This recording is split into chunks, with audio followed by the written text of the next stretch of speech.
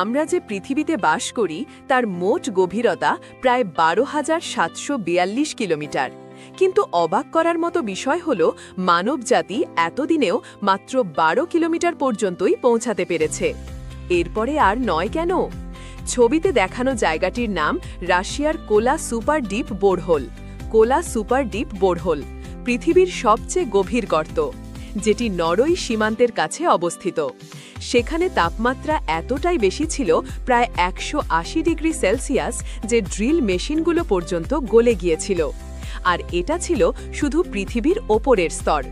পৃথিবীর নিচের স্তরে আছে ম্যান্টেল, যেখানে পাথর গলে গলে লাভার মতো তরল অবস্থায় রয়েছে।